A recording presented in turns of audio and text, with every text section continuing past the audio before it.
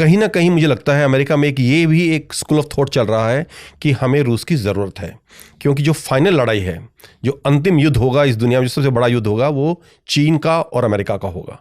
और उसमें कौन चीन के साथ खड़ा है, कौन अमेरिका के साथ खड़ा है, वो बहुत महत्व रखता है।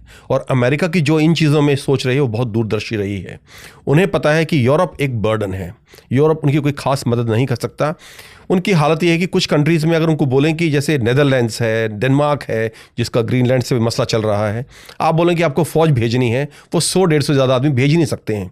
तो यूरोप अपने आप में, अमेरिका की एक सोच है दो में से एक, कि यूरोप एक बर्डन है मिलिटरीली। कल अगर जब वो they will take on China, who will be more beneficial to them, Russia और यूरोप? तो कहीं ना कहीं एक ये सोच भी चल रही है कि अगर रूस को किसी तरह से हम चीन से तोड़ लेते हैं to drive a wedge between China and Russia. This is also a school of thought which is going on in Washington.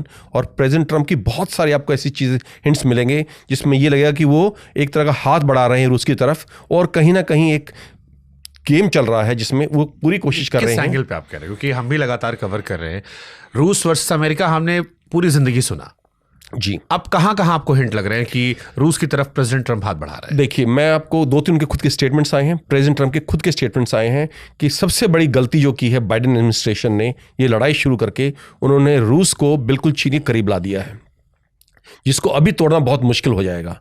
और ये चीज़ दे कॉन्टिनेंटल पावर्स हैं, चाइना और Russia, they are big continental powers, और अगर ये इकट्ठी हो जाती हैं तो इनका हराना लगभग नामुमकिन है। और जैसे मैंने आपको बोला, इनकी लड़ाई एक दिन तो होनी है। ये it's a matter of time now. 1 साल लगे, 2 साल लगे, 6 महीने लगे, कहना मुश्किल है, लेकिन अंत में युद्ध तो होगा ही होगा, because it's a war for supremacy now. America किसी भी तरह में अपनी जो उसकी हेजेमनी है, जो उसकी सुप्रीमेसी है इस वक्त वर्ल्ड में, उसको इतनी आसानी से गिरने नहीं देगा। उसका चैलेंजर सिर्फ एक है, चीन। तो अमेरिका का पूरा फोकस चीन के ऊपर है। और यूरोप अगर मिलिटरीली एक बर्डन साबित हो रहा है, तो फिर दूसरी पावर कौन सी है जो उसके साथ जा सकती है? हिंदुस्तान है, पर हिंदुस्तान की मिलिटरीली वो एक स्थिति नहीं है जो रूस की है। रूस इज अ सुपर पावर, और अगर रूस और चाइना इकट्ठे हैं तो अमेरिका, उसके चाहे जापान, फिलीपींस, यूरोप, इंडिया सब लग जाएं, वो इनको नहीं हरा पाए।